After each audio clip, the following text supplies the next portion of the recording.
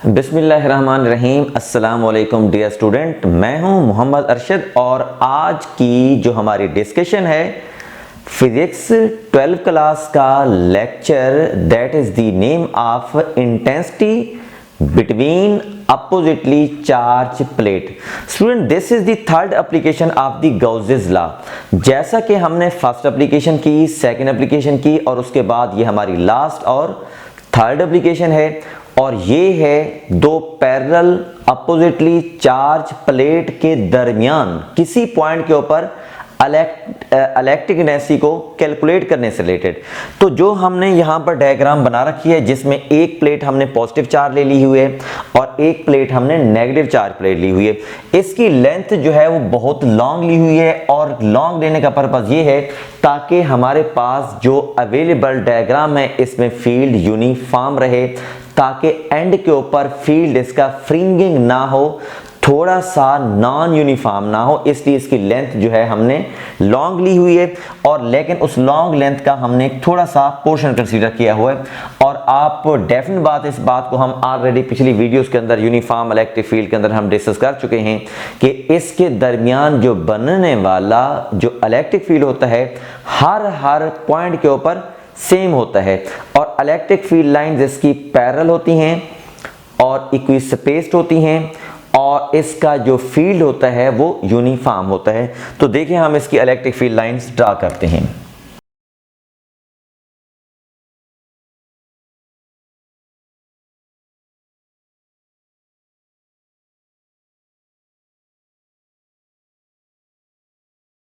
Student, ये हम electric field lines draw कर चुके हैं जो कि मैंने कोशिश की है कि वो पैरेलल होनी चाहिए और इक्विस्पेस्ड होनी चाहिए। और इलेक्ट्रिक फील्ड लाइंस की डायरेक्शन होती है from positive plate to negative plate, जो कि हम ये डायरेक्शन उसकी ड्रा कर रहे हैं, arrow line from positive plate to negative plate.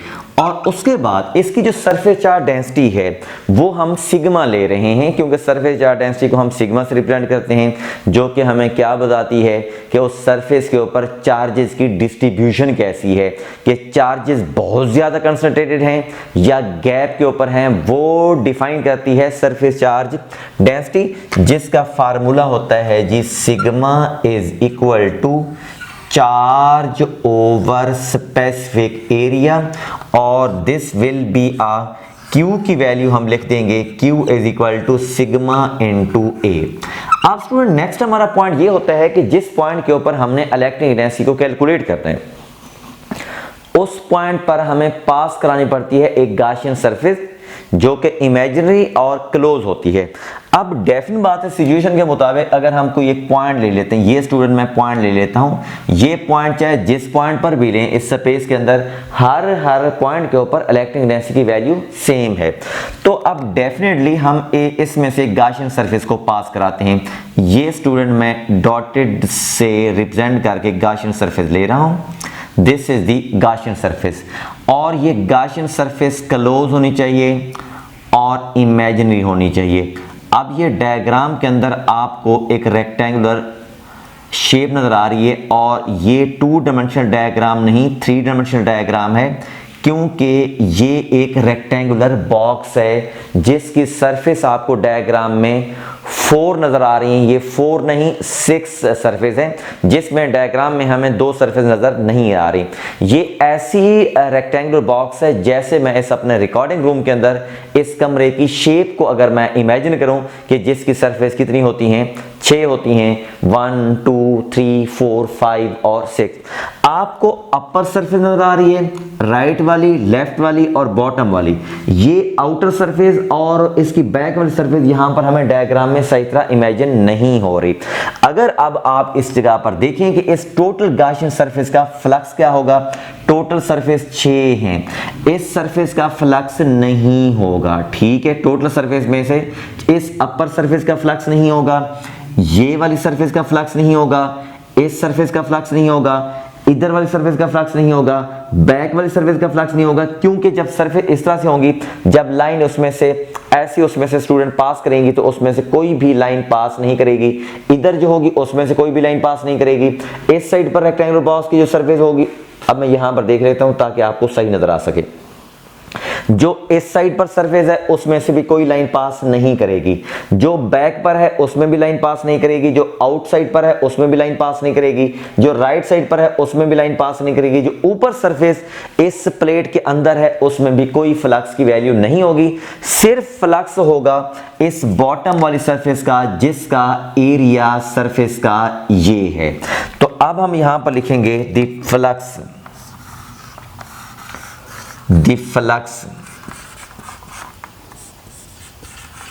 Through a Gaussian surface. जैसा कि स्टूडेंट मैं आपको बता चुका हूं, एक गाशियन सरफेस की टोटल जो पार्ट्स सरफेस हैं वो 6 हैं। इन 6 सरफेस में से only flux will be at the bottom. तो इस जगह पर मैं लिख देता हूं the flux will be through bottom surface of area जिसका एरिया A है। तो अब इसकी स्टूडेंट फ्लक्स की जो वैल्यू आ जाएगी, क्योंकि बाकी तमाम सरफेस का फ्लक्स इसका 0 होगा, सिर्फ फ्लक्स होगा थ्रू अ बॉटम सरफेस जिसकी वैल्यू हो जाएगी E इंटू A, और इस इक्वेशन को मैं नेम दे देता हूं इक्वेशन नंबर 1। सिमिलर पैटर्न के ऊपर जैसा कि हम सेकंड एप्लीकेशन के अंदर कर चुके हैं, इस गाउसियन सरफेस का फ्लक्स कैलकुलेट करने के बाद अब हम अप्लाई करते हैं Gauss's law using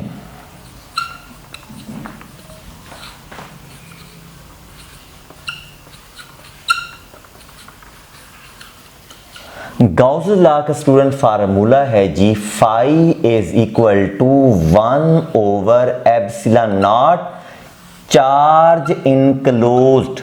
again student मैं आपको ये बता दूं कि ये Q जो मैंने यहां पर लिखा है ये टोटल उस सरफेस का चार्ज नहीं है।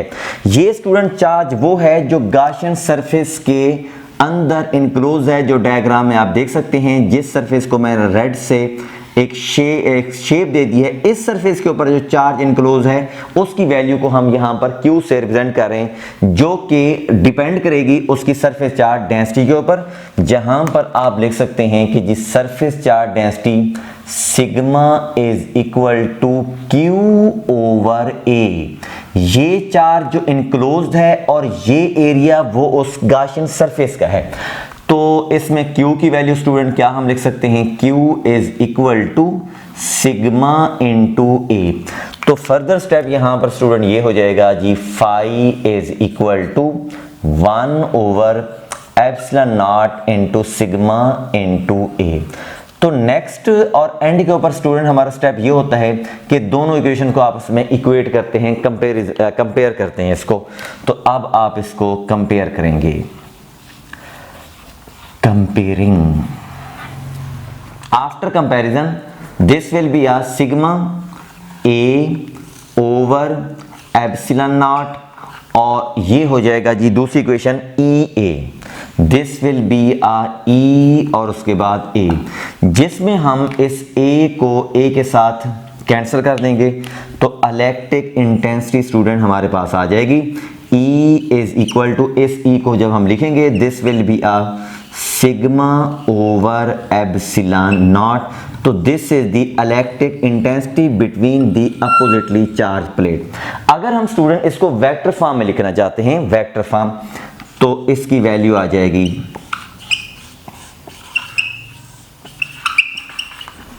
E arrow sign sigma over epsilon not, this will be a unit vector. और यूनिट वेक्टर की ऑब्वियस स्टूडेंट डायरेक्शन यही होगी जो ओरिजिनल वेक्टर की डायरेक्शन होगी, और जिसकी डायरेक्शन होती है from positive plate to negative plate. तो ये स्टूडेंट हमारी थी थर्ड एप्लीकेशन। अब मैं आपको क्विक एक कंपैरिजन देता हूं तीनों एप्लीकेशन का। जो इसमें फर्स्ट एप्लीकेशन हमने स्टडी की थी, that will be a intensity inside the charge, positive charge positive charge positive charge positive charge, इसकी सरफेस के ऊपर पॉजिटिव चार्ज हैं, और इसके अंदर इलेक्ट्रिक इंटेंसिटी की वैल्यू वो 0 थी किसी पॉइंट P के ऊपर, किसी भी पॉइंट P के ऊपर इलेक्ट्रिक डेंसिटी की वैल्यू 0 थी। उसके बाद सेकंड एप्लीकेशन जो हमने स्टडी की है, सेकंड एप्लीकेशन स्टूडेंट हमने ये स्टडी की है कि दिस इज दी शीट और इसके ऊपर चार्जेस हैं, इसके ऊपर चार्जेस हैं पॉजिटिव चार्ज, और इसके नज़दीक कोई हमने पॉइंट ले लिया, इसके नज़दीक कोई पॉइंट P ले लिया जिसमें से गॉसियन सरफेस हमने पास कराई थी जो कि एक सिलेंड्रिकल थी, और इसकी इलेक्ट्रिक डेंसिटी जो हमने कैलकुलेट की है वो है जी सिग्मा ओवर 2 एप्सिलॉन नॉट। और उसके बाद तीसरी एप्लीकेशन जो हमने कैलकुलेट की है वो हमने एक पॉजिटिव प्लेट ली है, एक नेगेटिव प्लेट ली है, this is the positive positive positive negative negative negative, इसके दरमियान में एक पॉइंट हमने P ले लिया। इस जगह पर इलेक्ट्रिक डेंसिटी की वैल्यू जो हमने कैलकुलेट की है वो है E is equal to sigma over epsilon not. तो अगर आप स्टूडेंट तीनों को आपस में कंपैरिजन करें तो इसका कंपैरिजन तो डेफिनेट बात है बनता नहीं है, इसकी वैल्यू 0 है। अगर इन सेकंड और थर्ड को अगर आप आपस में कंपैरिजन करते हैं तो इसकी वैल्यू इससे डबल है, क्योंकि इसके ओवर में 2 नहीं आ रहा, इसके ओवर में 2 है। और इसकी फिजिकल लॉजिक स्टूडेंट ये भी हो सकती है, इसमें एक सिंगल शीट है और इसमें एक डबल शीट है, क्योंकि किसी पॉइंट के ऊपर इलेक्ट्रिक डेंसिटी की वैल्यू ये होती है कि उस पॉइंट चार्ज के ऊपर जो पॉजिटिव पॉइंट चार्ज होता है उसके ऊपर कितना फोर्स लग रही है। तो ज़ाहिर बात है कि सिंगल प्लेट की वजह से जो फोर्स लगेगी वो कम होगी, अगर 2 प्लेट्स होंगे उनके ऊपर फोर्स जो है वो डेफिनेट बात है सिंगल प्लेट के कंपैरिजन में डबल हो जाएगी। तो ये था स्टूडेंट हमारा एप्लीकेशन का लास्ट लेक्चर। तो इंशाल्लाह मिलते हैं नेक्स्ट लेक्चर और न्यू आर्टिकल के साथ। उस वक्त के लिए अल्लाह हाफिज़, थैंक यू वेरी मच।